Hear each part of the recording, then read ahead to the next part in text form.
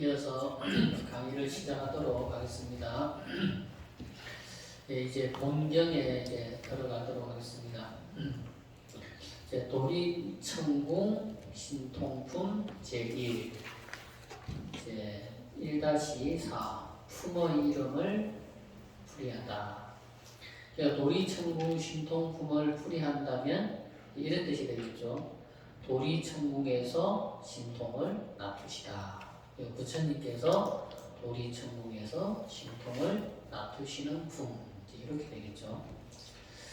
자, 지장보살 보는경은 전체가 총 13품으로 구성되어 있다. 여기가 도리천궁 신통품 제1이라 했듯이 첫 품에 해당하며 또 서분에 해당한다. 서분이란 논문으로 치면 서론에 해당한다고 할 수 있겠다.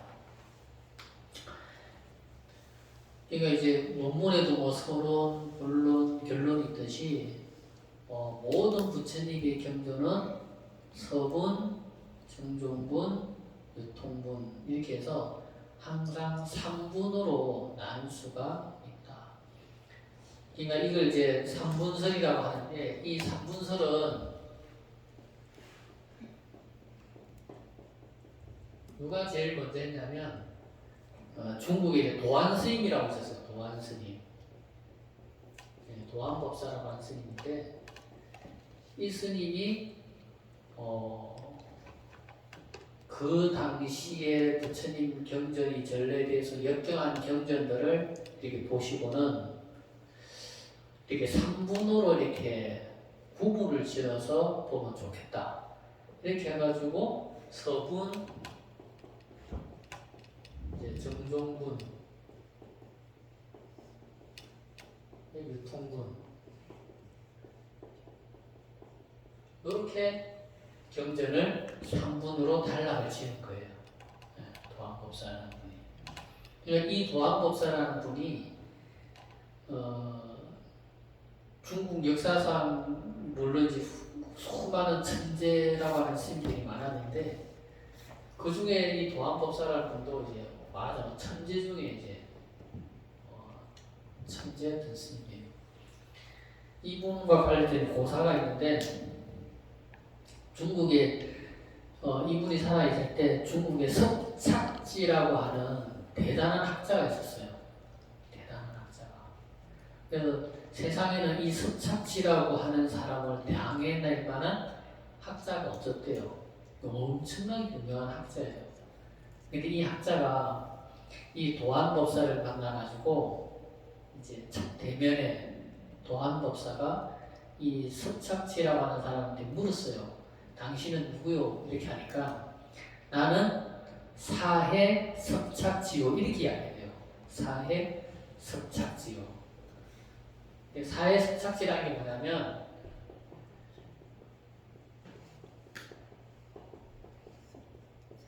사해라는 거 이제 동서남북 사해를 말하는 거거든요. 그러니까 이제 다르게 말하자면 그 당시 중국 전역을 뜻하는 거죠. 이 중국 전역에서 가장 유명한 석착지라는 사람이다. 이렇게 이야기를 해요. 그러니까 도안스님이 뭐라 하냐면 나는 미천석도안이다. 이렇게 이야기해요. 미천석도안. 이 미천이라는 건 뭐냐면 이 천지에서 가장 잘났다는 사람, 내가 잘났다. 이 천지에서 가장 뛰어난 사람이다. 이렇게 이야기해요. 그러니까 그 한마디에 이 석착지가 그 도안스님한테 꼬리를 내렸대요. 한마디에. 나는 사회 석착지요. 그러니까 나는 미천석도안이다. 너는 이 고작 해봐야 이 중국 땅덩어리에서 유명한 사람이지만 나는 이 천하에서 가장 미천이라는 것은 무슨 뜻이냐면 전 하늘을 미천이라는 뜻으로 사용하거든요. 이 우주에서 내가 가장 잘났다. 이렇게 한마디에 그냥 꼬리를 내렸다는 말이 있거든요. 저는 예전에 봉선사에 공부할 때 이제 그 봉선사에 이제 며칠 전, 몇 달 전에 돌아가신 이제 오른 스님이 계신데 그 오른 스님의 스승님이 운어 스님이라고 계셨어요. 운어 스님이라고. 근데 그 운어 스님 사촌 동생이 누구냐면은 그 유명한 춘원 이광수가 그 운어 스님 사촌 동생이었어요. 그 춘원 이광수만 해도 그 당시 상당한 지식인이잖아요. 근데 그 춘원 이광수도 그 운어 스님 앞에만 가면 그냥 꼴리했대요. 아무 말도 못했대요. 이게 그만큼 세속에서 난다 긴다는 학자들도 출가한 스님들 중에 그 사람들도 더 학식이 뛰어났던 스님들이 그만큼 많았다는 거예요.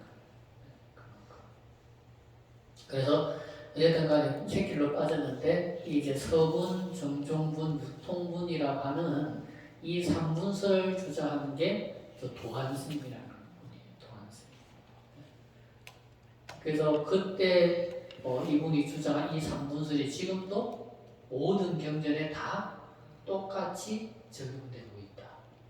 그러니까 누가 보더라도 이 3분설을 부정할 만한 이유가 없는 거예요. 누가 보더라도 이 3분설에서 3분설을 나누어서 보면 딱 그게 맞다라는 거예요. 부처님 가르침을.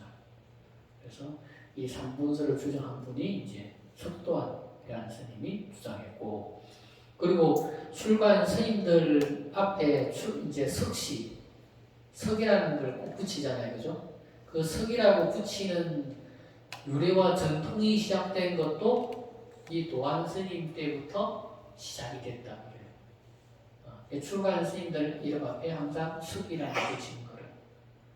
우리나라에 유명한 스님인데 누구라고 말씀을 안 드릴게요.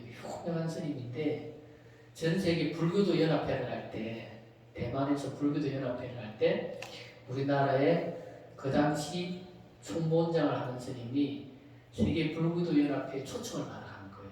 초청. 그런데 그 스님이 이름을 이제 초청장에 이름을 이제 써서 회신을 보내주는데 이름에 자기 속명을 써서 보낸 거예요.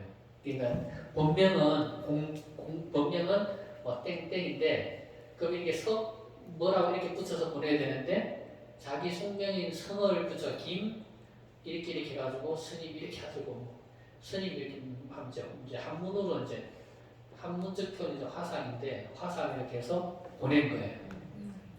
그래가지고 이제 불교도 연합회 할 때 그 스님이 이제 그 당일날 이제 가니까 다 스님들 아는 자리에 자기 이름표가 없더래요.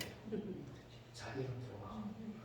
그래도 대한민국에서 그래도 가장 큰 종단의 총무원장 스님이 초청을 받아갔는데 그 스님들 아는 자리에 자기 이름이 없더라는 거예요. 그래서 이제 그 책임자들한테 물어서 찾아보니까 저기 일반 제가 불자들 앉는 자리에 자기 이름표가 있더라는 거예요. 그래서 따졌대요. 어떻게 이럴 수가 있냐 하니까 스님인지 몰랐다. 왜? 당연히 스님이면 그 앞에 석시라고 써가 아무개 스님 이렇게 대신이 왔으면 출가한 스님인지 알 텐데 그 앞에 자기 이름 숙명에 성이 붙어 있으니까 이 사람은 제가 불자인갑다. 그렇게 해가지고 제가 불자 않는 자리에 자리를 배치한 역사가 있다고 해요. 그게 한 80년도인가 70년도인가 그랬다. 그랬듯이 이게 뭐 중국, 일본, 한국에서는 출가한 스님이면 그 본명 앞에 항상 성이라는 걸 붙이는 게 관례적인 전통이 있었다라는 거지. 그게 시작이 된 게 아까 말한 미천 석도안이라고 하는 이 도안 스님이 주장해서 만들었다라는 거예요. 그게 지금까지 통용이 돼서 출가한 스님들 앞에는 항상 석을 붙였다는 거예요. 석가모니 할 때 석. 석가모니라는 말은 원래 석가족이라는 말이거든요. 석가족의 석자를 석가모니라고 그러는 거예요. 석가족의 성자. 석가족. 이 석이라는 거, 석가족이라는 거 뭡니까? 석시가족이라는 거 맞아요. 석시석을 가진 가족이 집단을 말하는 거잖아요. 그죠? 그러니까 출가한 스님들은 당연히 부처님의 성을 따서 제자니까 성을 따서 석시라고 해야 된다라는 거죠. 제가 아는 스님 한 분 중에 이제 젊을 때 이제 우리나라에서 이제 그림을 공부를 했어요. 혼자. 말하자면 타고난 천재적인 소질이 있는 거지. 혼자 그림을 보고 이렇게 뺏기는지 그림을 그린 거예요. 어느 정도 이렇게 되니까 진짜 실제로 그 화가 밑에 가서 이제 그림 공부를 하고 싶어서 중국을 배워서 대만을 간 거예요. 그래서 대만에 가서 진짜 화가 밑에서 이제 또 그림 공부를 하고 그리고 다시 어디로 갔냐면 영국을 갔어요. 영국을 갔는데 자기 영국에 아무도 아는 사람이 없는데 영국을 갔는데 중국은 알 줄 알잖아요, 그죠? 대만에서도 또 살았고 해가지고 가니까 중국 사람을 이제 학교를 만난 거예요. 학교한테 중국말로 도움을 청하니까 한국 사람이라 그러는데 어쨌든 간에 중국을 하고 도움을 청하니까 그 사람들이 도움을 주더래요, 학교들이. 그러니까 이 중국에서 중국 학교가 전 세계에 뿌리내릴 때 큰 역할을 하는 게 그렇게 큰 역할을 하는 게 우리나라 사람들하고 달리 그러니까 중국말을 하고 한국 사람이라는데 중국말을 하고 도움을 청하니까 학교도 도움을 받아가지고 이제 영국에서 이제 공부를 하게 됐는데 또 우연한 기회에 영국에 이제 가장 세대의 가문이라고 하는 로스차일드가 가문하고 어떻게 인연이 있어요. 실제로 그 스님 후원자인 로스차일드가의 이론이 그 할머니가 한국에 직접 왔었거든요. 실제로 만나게 됐는데 그 스님인지 그 로스차일드가 후원자가 후원이 되면서 이제 영국 귀족들을 모이는데 초청을 받아갔대요. 근데 이제 거기에 초청에 들어갈 수 있는 사람은 귀족이거나 왕족만 초청이 되는데 어쨌든 간에 후원자가 로스차일드가 가문이니까 초청장을 들고 가니까 말하자면 이제 그 출입구 지키는 사람들 뭐라 그럽니까?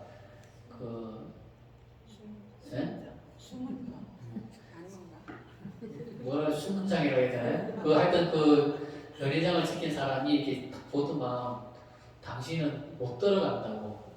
왜? 나는 당신은 귀족이 아니기 때문에 못 들어간다. 그리고 당신은 또 백인도 아니고 저쪽에 유색인종이기 때문에 당신 귀족이 아닌 게 당연한 거고 당신은 못 들어간다. 왜 못 들어가냐? 여기는 왕조가 있는 귀족밖에 못 들어가는데 당신은 안 된다. 그러니까 그 스님이 그랬대요. 나도 왕족이다. 나도 왕족이다. 그러니까 너 당신 왕족 아니라 그래서 어떻게 당신이 왕족일 수 있느냐? 우리 부처님 나는 부처님의 제자고 그리고 우리 부처님은 출가 전에 왕족이었다. 우리 부처님 출가 전에 왕족이었고 나 부처님 제자이기 때문에 고로 나도 또한 왕족이다. 그렇게 이야기를 했다 그러더라고요. 이제 그렇게 이야기를 해도 씨알도 안 먹히죠. 그래가지고 막 실내기를 하고 있으니까 이제 로스차일드가 이제 후원자가 와서 이제 같이 들어가게 됐다는 이야기를 하더라고요.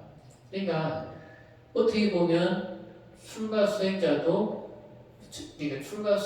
하는 것은 석시성을 쓴다라는 것은 바로 부처님의 아들과 딸이라는 말을 사실 대변하는 거예요, 사실. 자, 왜 그랬든 간에 이제 석도한 스님이 이렇게 이제 상문서를 주장하게 됐다는 거죠. 그리고 여기 보면 실제로 누가 이 책에 대해서 문답을 한 건 아니에요. 근데 이제 문과 답이라고 하는 것을 이렇게 설정을 하게 된 배경은 이제 조금 더 이 부분을 설명하기 쉽게 하기 위해서 그래서 문답이라고 하는 것을 설정을 한 겁니다. 자, 이제 질문을 하게 되는 거예요. 부처님께서는 왜 지상에서 이 지장보살 보는 경을 설하시지 않고 천상세계에서도 육계 하늘에 해당하는 도리천으로 올라가셔서 설법하신 것인가? 그러니까 왜 부처님이 이 거룩한 지장보살 보는 경을 인간 세상에서 설법하지 않고 도리천이라고 하는 천상세계에 올라가서 설하신 이유가 뭐냐? 자, 다음 부처님께서 도리천으로 올라가셔서 설법하신 데에는 세 가지의 이유가 있다. 세 가지의 이유가 있다는 거예요.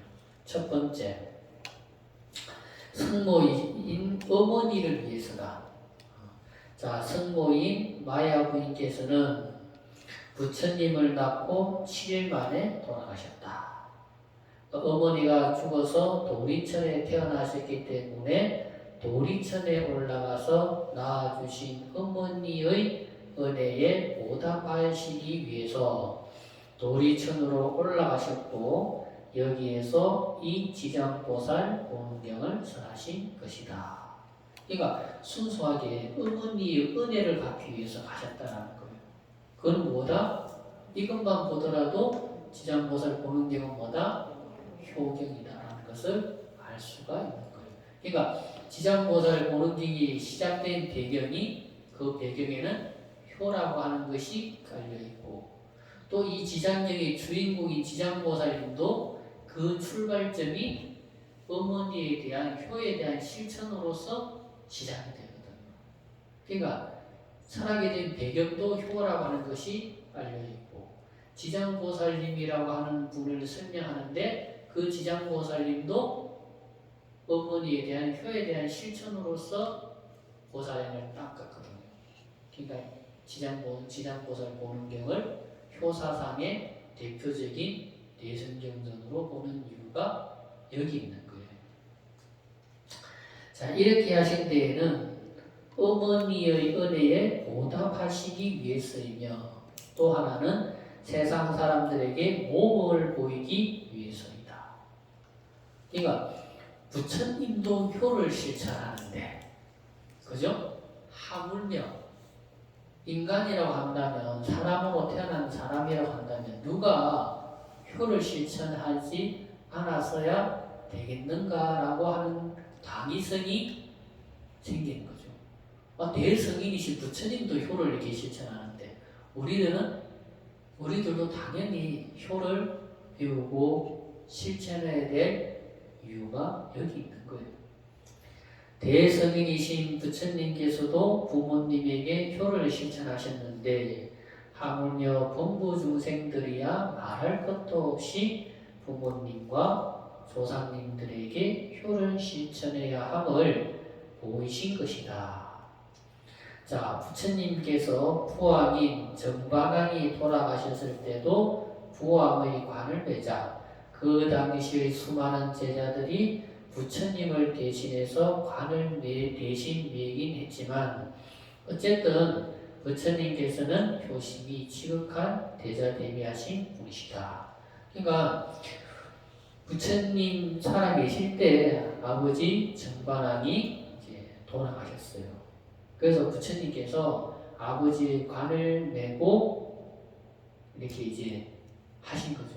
근데 이제 부처님 제자들이 부처님을 대신해서 부처님 아버지 관을 메고 이렇게 화장장에 가서 화장을 했다라는 거예요. 그러니까 부처님이라고 해서 출세간에 성인이신 부처님이라고 해서 부모가 없는 것이 아니고 부모가 있는 것이고 또 출세간에 성인이 아버지의 관을 메고 또 임종하기 전에 도리천에 올라가서 어머니를 위해서 지장경을 설하시고 한 이유는 대성인이라고 한다 하더라도 부모가 있고 그 효에 대한 실천을 모범으로 보임으로 해서 일반 범부들, 일반 사람들도 당연히 그와 같이 하기를 바라신 거예요. 그래서 부처님의 대단한 점은 부처님의 가르침을 사회법을 다 사회적인 통념, 사회적인 법을 다 무시하고 불법만이 최고다. 불법만을 이렇게 세우신 것이 아니고 이 세간법이라고 하는 것을 항상 바탕에 두고 세간법이라고 하는 것을 항상 바탕에 두고 그 위에 불법의 가르침을 세우셨다는 거예요. 항상 세간법에 이렇게 밑에 바탕에 두고. 그러니까 우리가 부처님의 가르침이 온전하게 세상에 전해질 수 있고 부처님이 가르침이 온전히 세상에 계속 유지될 수 있는 건 뭡니까? 이 세상이 사회가 안전해야 된다는 거예요. 안전해야 된다는 거죠. 이 세상이 안전한 위에 이렇게 불법이라고 하는 것이 있어야 불법이 올바르게 전해질 수 있고 올바르게 부처님 가르침을 전할 수가 있는 거예요. 이것이 없이 세상이 없이 불법만 존재할 수가 없는 거죠. 그리고 이 사회는 아까 말한 것처럼 효가 근본이잖아요. 그리고 경이라고 하는 것. 이 두 가지가 이 세상의 근본이거든요. 이것이 다 무너지고 세상이 속된 말로 엉망진창이 됐는데 엉망진창이 된 상태에서 부처님 가르침만 홀로 존재할 수 있다? 아닌 거예요.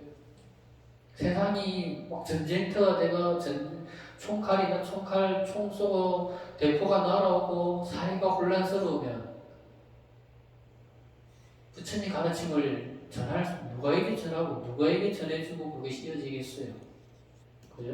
그러니까 세상이 안정이 돼야 부처님 가르침도 그 위에서 더 꽃을 피울 수가 있다는 거예요. 물론 혼란스러운 세상에서 불법이 전해지지 않는 것은 아니에요. 다 전해지고 전해줄 수도 있겠지만 그래도 세상이 안정된 것만큼은 못할 거 아니에요. 그죠? 그러니까 세상이 안정돼야 되는 거예요. 그러니까 우리가 부처님 계율이라고 하는 것도 사실 이 계율도 보면 가장 근본은 뭐예요? 5개가 사실은 부처님 계율 중에 근본은 5개거든요. 5개도 뭡니까? 살생하지 마라. 사실 우리는 지금 대성불교에 와서 계율을 이야기할 때 두리뭉실하게 살생하지 말라라고 이야기하거든요. 그런데 부처님 말씀하신 그 스님들이 배우는 계율에는 살생이 아니고 살인이에요. 살인.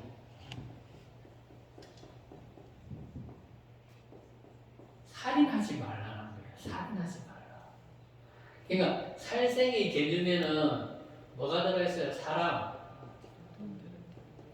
동물 다 포함되죠. 좀 포괄적이죠. 그죠? 근데 스님들이 배우는 계율에는 불살인계, 살인하지 말라는 거예요. 살인하지 말라. 그러니까 이제 불교가 이제 대성불교가 와서 이 개념이 불살인계에서 살생계로 바뀌었다고 보면 돼요. 이 개념보다 이 개념이 더 중시된 거지. 그 수나라 때 보면 수나라를 최초로 세운 사람이 양무제고 그 다음에 그 양무제가 죽고 난 다음에 황제가 된 사람이 수문제잖아요. 그죠? 그 수문제 잘 알잖아요. 우리나라 고구려 100만 대군을 쳐들어왔다가 우리나라를 지고 난 다음에 망한 나라가 수나라잖아요. 그죠? 수나라 수양제가 이분이 수양제 별명이 뭐냐면 불신천자예요. 불신천자. 이 사람은 황제가 곤룡포를 안 입고 가사장상을 읽고 황제의 자리에 올라서 정치를 했다는 거예요. 그리고 이 수양제가 우리가 가장 잘 아는 그 달마대사하고 이야기가 주인공이 수양제잖아요. 그죠? 이 수양제는 절도 중국 전역의 절도 엄청나게 많이 건립하고 스님들도 출가도 엄청나게 많이 시킨 사람이에요. 그래서 불신천자라고 그래요. 근데 이분이 뭘 주장했냐? 이분이 식육을 하면 안 된다. 고기 먹으면 안 된다. 출가한 성녀는 술 먹거나 고기 먹으면 안 된다라고 하는 것을 주장하고, 그리고 이분이 불살행계에서 불살생계로 이 비중이 더 크게끔 만드는 사람이 수양제예요. 수양제. 그러니까 대성경전이 아닌 소성계율에서는 이제 술 먹지 말라라고 하는 계목이 있는데, 그 계목은 이제 이 소성 계목에서는 가장 큰 게 10개예요. 10개. 사바라의 4개, 여기서 4개가 가장 중요한 계율이 4개거든요. 이 4개가 가장 중요하고, 술 먹지 말라는 계율은 그 밑에 한참 밑에 계율이에요. 그래서 술 먹지 말라는 계율은 참여하면 되고, 또 고기 먹지 말라는 계율도 부처님 율장에는 정확하게 고기 먹지 말라라고 하는 계율도 한참 밑에 있거든요. 그러니까 제일 중요한 거는 살인하지 말라는 게 가장 중요한 계목이었지, 고기 먹고 안 먹고가 중요한 계목은 아니었던 거예요. 부처님 당시 때는. 근데 이게 이제 동아시아가 보면서 아까 말한 수양제에 의해서 이 비율이 이렇게 넘어간 거죠. 살생하지 말라. 살인하지 말라는 거나 살생하지 말라는 거나 뭡니까? 다른 사람의 생명을 해치지 말라는 거잖아요. 그죠? 다른 사람 생명 해치지 말라는 거예요. 그 모든 사람들이 만약에 다 부처님 가르침인 5개를 살생하지 말라가 됐든 살인하지 말라가 됐든 이것을 다 지킨다면, 우리 국민들이 한 사람 한 사람 이 개를 다 지킨다면 우리나라가 얼마나 더 안전한 나라가 되겠어요. 그죠? 다른 사람 해치지 않고, 다른 사람 때리지 않고, 다른 사람 죽이지 않는다면 그만큼 우리나라 사회가 더 안전된 나라가 될 거예요. 그죠? 그리고 도둑질하지 말라. 살도니까, 그리고 망이니까. 그러니까 도둑질하지 말라. 이것도 도둑질하면 사회법에 저촉이 되잖아요. 그죠? 사회법에 저촉이 되는 거예요. 그리고 또 부처님 가르침을 보더라도 해서는 안 되는 계율이고, 그럼 우리나라 더 안전해지겠죠. 훔치는 사람이 없어지니까. 그리고 거짓말하지 말라. 이 사실 우리나라에 보면은 아니면 말고식으로, 그죠? 거짓말하고 험담하고 카더라 뉴스 이런 거 얼마나 많아요. 이런 걸로 해서 사람들을 얼마나 괴롭히고 힘들게 하고 사회를 불안하게 만드는 그런 것들 많잖아요. 그죠? 그런 걸 다 지킨다면 그만큼 사회가 안전되는 거예요. 그리고 이거 뭡니까? 다른 사람의 청정함을 순결을 빼앗지 말라는 거잖아요. 그죠? 요즘 그런 사건들도 너무 많잖아요. 만약 그런 걸 사람들이 지킨다면 그만큼 사회가 안정되고 그만큼 사회가 깨끗한 나라가 되는 거죠. 그러니까 이게 이제 부처님 계율의 가장 근본이 이제 소성계에서는 이거 살도 망이 4가지가 되는데, 이 4가지를 중요시하는 이유도 뭐다? 사회의 안전. 사회가 안전해야 된다는 거. 그래야 부처님 가르침도 올바르게 전해질 수가 있다는 거죠. 그래서 이제 효라고 하는 것도 다 사회의 가장 기본이 되고 근본이 되는 개념을 그만큼 부처님이 중시하셨다는 겁니다. 자, 2번째, 수많은 하늘의 천신들을 위해서이다. 부처님을 위해서 일생 동안 지켜준 것에 대한 보답이며, 또 하나는 말세의 비구들이 어떤 장애 없이 도를 갖출 수 있게 지켜주기를 부촉하기 위한 것이다. 말세 비구들이 마구니의 방해를 받지 않고 수행해서 도를 얻어 말세 중생들의 복전인 의지처가 되어줘야 하기 때문이다. 이거 두 가지라는 거죠. 부처님께서 부처님을 위해서 부처님을 잘 지켜주고 부처님을 잘 보호하고 부처님의 가르침이 잘 전해질 수 있도록 눈에 보이지 않는 호법선신들의 도움을 위해 도와줬던 것을 부처님께서 그 사람들에게 고마움의 표시로서 천상세계에 올라가서 지장경을 설하셨다. 또 하나는 수많은 신장들이 앞으로 말세 비구들을 위해서 꼭 말세 불자들을 위해서 그 사람들이 불법을 배우고 익히고 실천하는데 어려움이 없도록 지켜주기를 부탁하기 위해서, 부촉하기 위해서 또 지장경을 설하셨다는 거예요. 그러니까 어떻게 보면 이제 부처님께서 이 어머니를 위해서 지장경을 설하신 것은 부처님 열반하시기 3개월 전에 지장경을 설하셨다라고 이야기를 하거든요. 그러니까 부처님이 가르침이 또 잘 전해질 수 있고 많은 선신들이 또 불법을 지키는 사람들을 잘 보호해 주기를 부탁하기 위해서 부처님께서 이렇게 지장경을 설하셨다. 이렇게 보시면 돼요. 그리고 세 번째, 육도를 윤회하면서 고통에서 벗어날 기약이 없는 불쌍한 중생들을 구원하시기 위해서이다. 부처님께서는 지장보살에게 미래의 구세주이신 아일다 부처님께서 세상에 출현해서 중생 구제를 해 주시기 전까지 말세 중생들을 구원해 주기를 부촉하셨다. 그러니까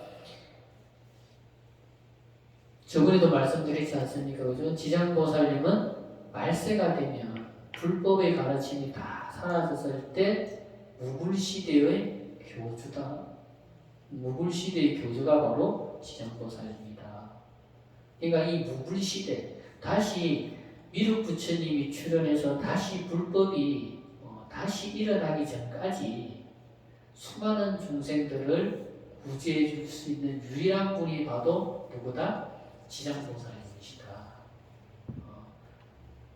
그러니까 우리가 지장보살님이 얼마나 훌륭하신 분이에요, 그죠? 그러니까 우리가 지장보살님에 대해서 지장 기도를 하지 않는다 하더라도 지장보살님이 어떤 분인지는 알고 살아야 되겠는가?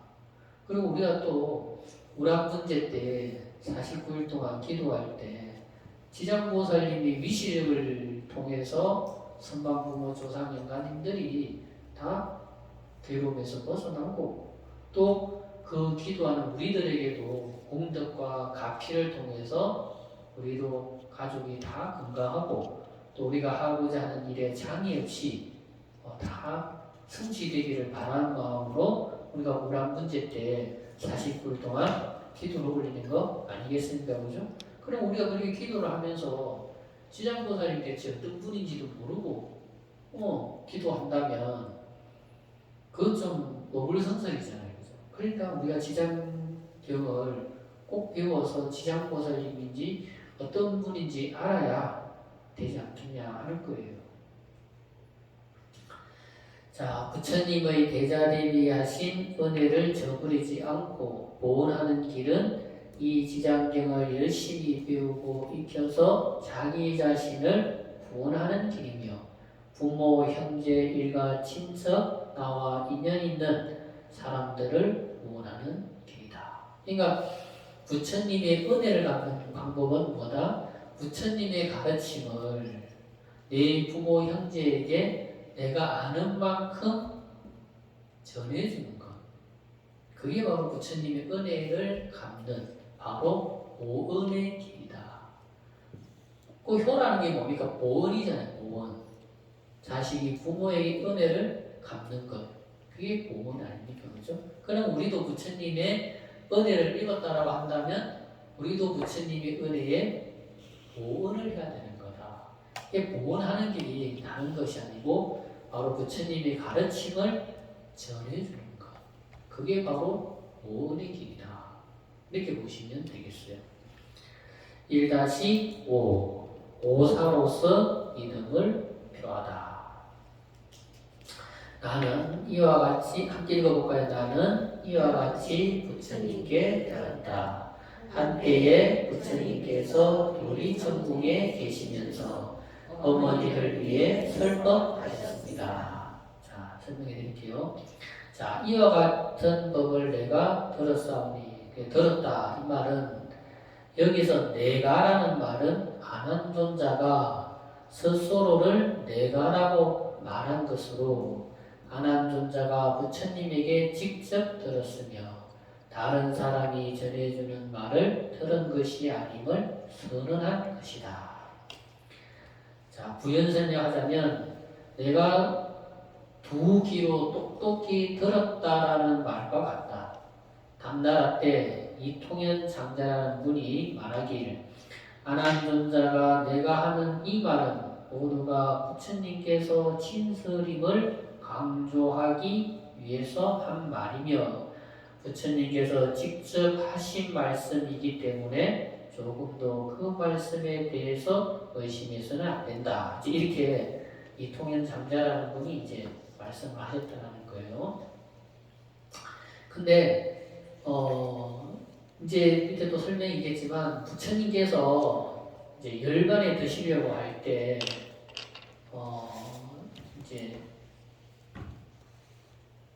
이제 부처님의 그 말하자면 이제 아난존자가 요즘으로 말하자면 뭐냐면 부처님의 비서실장이에요. 요즘으로 표현하자면 부처님의 비서실장. 이 부처님이 이제 시자를 20년간 부처님이 시자를 했는데 아난존자는 또 부처님의 사실 이제 사촌 동생이거든요. 사촌 동생이면서 또 출가에서는 부처님의 가장 지근거리에서 부처님을 잘 모신 또 시자고 그 요즘 말하면 이제 비서실장과 같은 역할을 했는데 그 부처님 열반에 드시겠다라고 말했을 때 많은 사람들이 눈물을 흘렸어요. 부처님 열반에 드신다고 그러니까. 그러니까 옆에 있던 어떤 비구가 아난존자에게 빨리 부처님께서 열반에 드신다고 하니 열반에 드시고 나면 어떻게 해야 되는지 물어봐라. 갑자기 부처님 열반에 드신다고 했는데 열반 돌아가시고 나면 어떻게 될지 모르잖아요. 그러니까 돌아가시기 전에 좀 필요한 것들을 어떻게 해야 되는지 물어봐라라고 이야기를 해요. 그 중에 하나가 뭐냐면 바로 이제 모든 경전에 부처님 말씀을 이와 같이 들었다라고 하고 부처님 말씀을 전해라.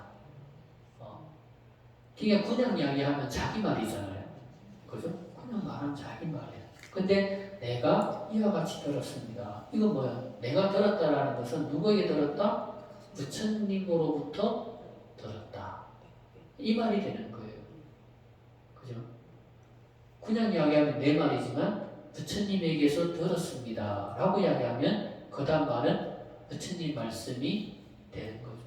그래서 모든 경전 첫머리에 나는 이와 같이 들었습니다. 라고 하는 말을 항상 시작하고 부처님 말씀을 전해라라고 부처님께서 유언을 하신 거예요. 그래서 경전 첫머리에 나는 이와 같이 부처님께 들었습니다. 이렇게 시작이 되는 거예요. 모든 경전에.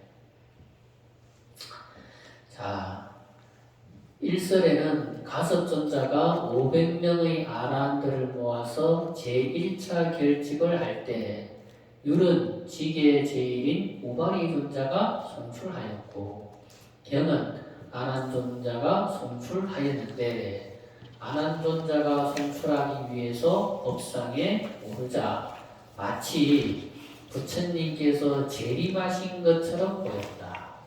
그때 수많은 대중들은 열반에 드신 부처님께서 다시 재림하신 것인가 아니면 아난존자가 승불한 것인가 하고 의심을 하였을 때 아난존자가 이와 같은 법을 내가 들었사오니라고 말하자 모든 대중들의 의심이 풀렸다고 한다. 경전의 서두에 이 말을 붙이는 것은 모든 비방과 의심을 제거하기 위한 것이다. 비방과 의심이라고 하는 것은 뭡니까? 나는 이와 같이 들었습니다. 부처님으로부터 들었습니다. 하지 않으면 비방이 일어나죠. 무슨 비방? 지가 부처, 아니, 아난존자, 아난존자가 부처인가? 부처도 아니면서 왜 저런 말을 하지? 이런 이제 비방이 일어날 수 있고. 또 그냥 이야기하면, 만약에 아난존자가 부처님과 같은 깨달음을 얻고 난 다음에 저런 말을 하는 것인가? 이런 의심이 일어날 수가 있다는 거죠. 그런데 나는 부처님으로부터 들었습니다 하면 그런 비방과 의심이 일소에 다 사라지는 거죠. 자, 그 중에 그러니까 이 뭐냐면 나는 이와 같이 들었습니다 한 말에는 하고 난 다음에 이제 부처님 말씀을 이렇게 하게 되는데 그 중에 중요한 것을 이제 여기서는 오사라고 이야기했는데 우리 제목에서는 오사로서 믿음을 표한다 이렇게 했잖아요, 그죠? 요건 이제 오사가 되는 이유는 천상 세계에서 설하다 보니까 이제 오사가 되는데 보통 일반 모든 경전은 육사로서 믿음을 표합니다. 육사라는 건 뭐냐면 육사라는 건 6가지로서 이런 말이거든요. 오사라는 건 5가지로서 믿음을 표한다는 말이고 육사는 6가지로서 믿음을 표한다라는 말이 되는데 제일 중요한 건 육사를 알면 오사는 당연히 알 수 있으니까 육사에 대해서 설명을 드리자면 육사는 뭐냐면 신, 문, 시, 주, 처, 중. 한번 따라해볼까요? 신문시, 주처중. 네, 신이라는 것은 믿을 신. 문이라는 것은 들을 문. 시라는 것은 때시. 주는 설주. 처는 장소, 중은 참석한 대중 이렇게 해서 6가지가 됩니다. 신문시, 주처중.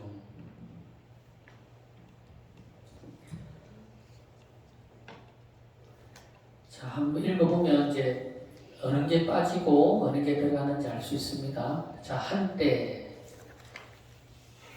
한때란 말은 만약에 연, 월, 일, 시를 경전에 기록하는 순간 이 지장경의 법문은 과거가 되고 죽은 법문이 된다. 그러니까 예를 들어서 오늘 2023년 12월 13일 이렇게 하면 무엇이 돼요? 오늘 이후는 과거가 되고 오늘 이제는 미래가 되잖아요. 그죠? 근데 이제 하지만 한때라고 했기 때문에 지금 현재에도 살아있는 법문이 되는 거다. 그러니까 한때라고 하는 것은 그러니까 시간을 정확하게 몇 년, 몇월, 며칠, 몇 시라고 기록하지 않은 이유는 이것을 과거, 현재, 미래로 가르침을 과거, 현재, 미래로 정하지 않기 위해서 그냥 한때라고 했다는 거예요. 그럼 한때라는 말 속에는 뭐냐? 지금 1년, 지금 현재 1년, 지금 현재 순간이 한때라는 거예요. 그러니까 항상 지금 과거형도 아니고 미래형도 아니고 항상 현재형으로 보라는 거예요. 항상 현재형으로. 그러니까 지금뿐만 아니라 다가올 미래에서도 이 법문은 살아있는 진리가 될 수 있는 것이다. 시간은 과거, 현재, 미래라는 것이 존재할 수 있겠지만 진정한 진리의 법은 과거, 현재, 미래를 관통하는 힘을 가지고 있다. 그러니까 우리가 소설책을 진리라고 하지 않잖아요. 그죠?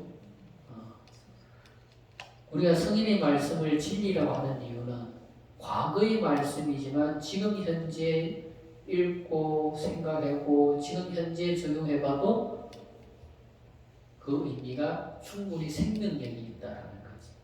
그러니까 2500년 전에 부처님이 지장경을 설하셨지만 그 지장경의 가르침이 오늘날 지금 현재 읽고 지금 현재 다시 적용한다 하더라도 그만한 울림이 있고 그만한 생명력이 있고 그만큼의 사람들에게 감동을 주더라는 거예요. 자, 그 옛날 수나라 때 천태지자 대사라는 분이 계셨다. 이분이 수많은 대중을 모아놓고 법화경을 설하시다가 법화 삼매에 들어가셨는데 삼매 속에서 서가모니 부처님께서 영산의 상에서 법화경을 설하시는 것을 들었다고 한다. 법화경을 선정 속에서 다 듣고 선정에서 나오신 후 수많은 대중들에게 말하기를 세존께서 아직도 영산의 상에서 법화경을 설하시고 계시고 법화의 상이 아직도 흩어지지 않았다고 하였다 한다.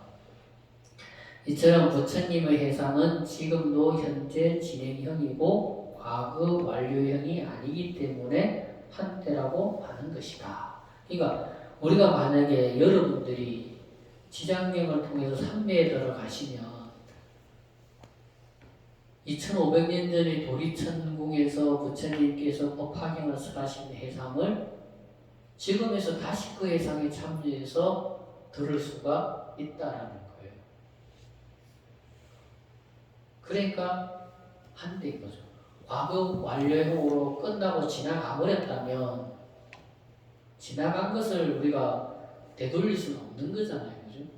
우리가 금강경에서 보면 과거신 불가득이요, 현재신 불가득이요, 미래신 불가득이다 이렇게 말하잖아요. 그죠?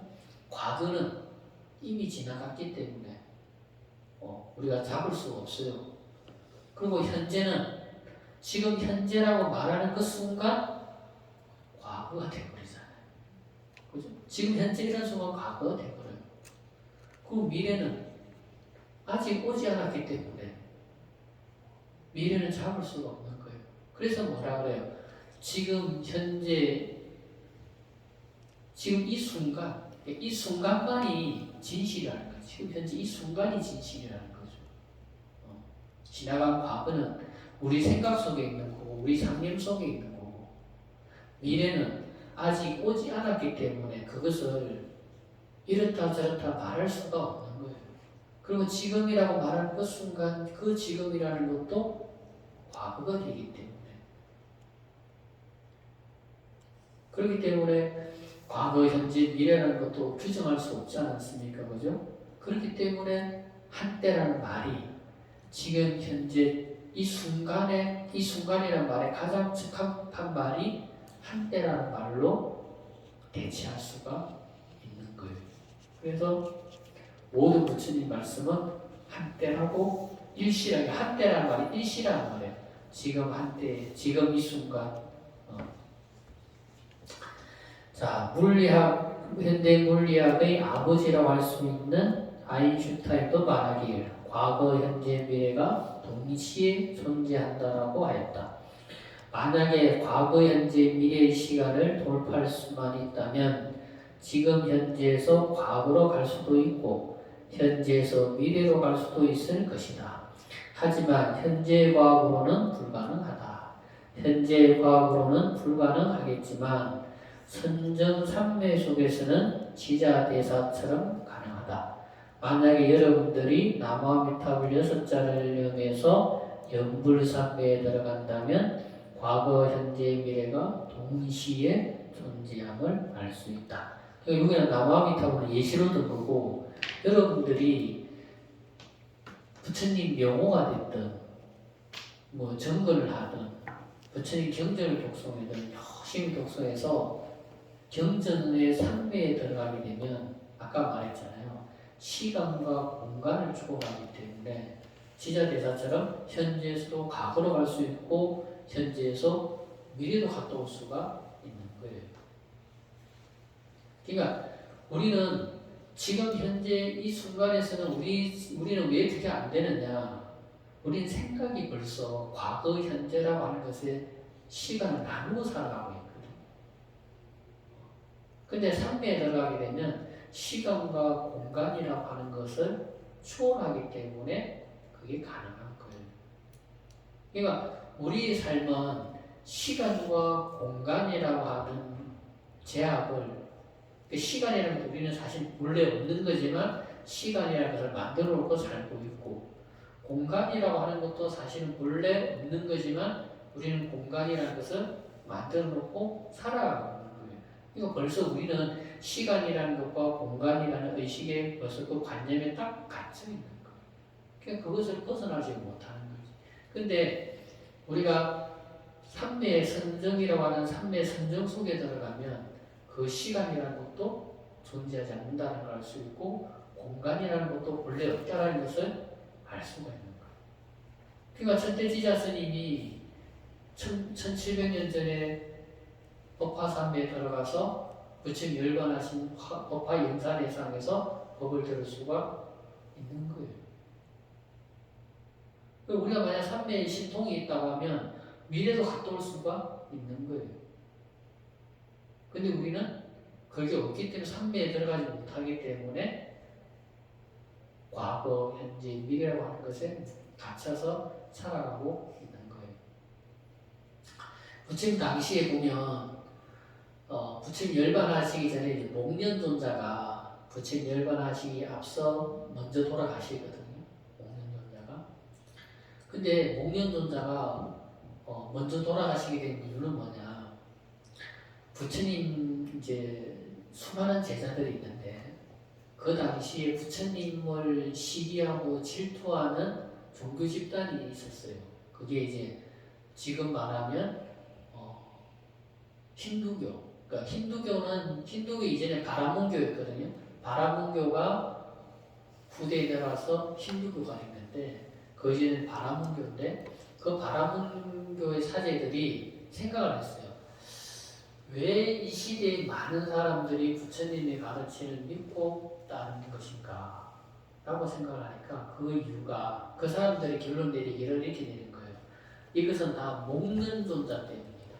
목련존자는 뭐예요? 신통제일이 목련존자라는 거죠.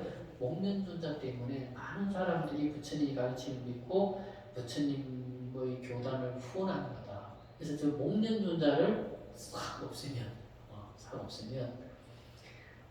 그 영광이 우리에게로 돌아올 것이다. 이렇게 생각하는 거예요. 그 이유는 뭐냐면 목련존자가 항상 신통력으로 항상 천상세계로 항상 올라갔다가 와요. 항상. 그 도리천국에 이제 제석천왕이 사는 도리천국을 항상 올라갔다가 내려오고. 근데 그게 항상 이제 올라갔다가 내려오면 뭔가를 알고 내려오고 뭔가 또 이렇게 미래를 알고 오고 그리고 천상세계 사람들이 목련존자에 자꾸 공양을 드리면 이런 것들이 자꾸 소문이 나니까 사람들이 이제 불교를 더 믿게 되는 거죠. 그 사람들 입장에서는 그 목련존자를 없애면 불법이 그 영광이 다시 우리에게 돌아올 것이다. 그래서 이제 목련존자를 시한 이야기하는 거거든요. 그만큼 선정삼매의 신통이라고 하는 것은 과거, 현재, 미래를 초월하는 거예요. 초월하는 거. 우리가 법화경 법사공덕품에서 보면 육根청정이 될 때 나타나는 이야기들이 나오잖아요. 안근의 800가지 공덕, 이근의 1200가지 공덕, 그 다음 뭡니까? 설근의 1200가지 공덕, 비근의 800가지 공덕, 신근의 800가지 공덕, 의근의 1200가지 공덕. 이렇게 해서 그 안이미설신의 6가지의 공덕에 대해 설명을 하잖아요. 거기 보면은 그 어떤 그 삼매에 들었을 그는 삼매에 안 들어도 그와 같은 신통이 나타난다라는 거잖아요. 그죠? 그러니까 이제 삼매 속에서 그런 신통이 생기기도 하지만 법화경에서는 법화경을 통해서 육근이 청정해지면 우리 인간의 눈으로 보지 못하는 세계를 눈으로 볼 수 있고 우리 귀로 들을 수 없는 세계를 귀로 소리를 다 들을 수 있고 그죠? 코로 맡을 수 없는 인간의 영역을 벗어나서 온갖 냄새를 다 맡을 수 있고, 슬근으로서 맛볼 수 없는 것을 식육슬근이 청정해지면 설사 독약을 먹어도 그 맛은 청정한 맛으로 바뀐다고 이야기하잖아요. 그죠? 신근도 마찬가지고 의근도 마찬가지고. 그러니까 육근이 청정해지면 그와 같은 신통이 나타난다라고 말하고 있어요. 아니면 삼매 속에 들어도 그와 같은 신통이 나타나는 거고. 이와 같이 우리가 삼매 속에서는 과거, 현재, 미래를 초월할 수 있고 그 과거, 현재, 미래가 한 생각으로 다 이어져 있다는 것을 알 수가 있게 된다는 거죠. 그래서 우리가 더 열심히 기도하고 더 열심히 공부해야 되겠죠. 그죠? 자, 그리고 마침 이어서 우리가 과거와 미래를 마음대로 하고 오고 할 수 있는 이유는, 할 수 없는 이유는 항상 마음이 산란하기 때문이다. 이 분별, 망상, 집착을 모두 버릴 수만 있다면 현재에서 과거와 미래를 오갈 수 있을 것이다. 오직 우리 모두는 몸으로 지장경을 통해서 보살도를 실천하고 입으로는 이거는 예시를 든 거예요. 나무아미타불 6글자를 달고 살아야 할 것이다.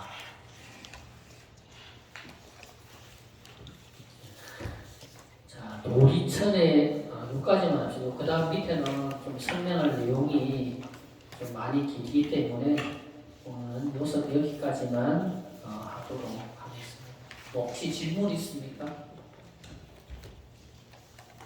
없으면 마치도록.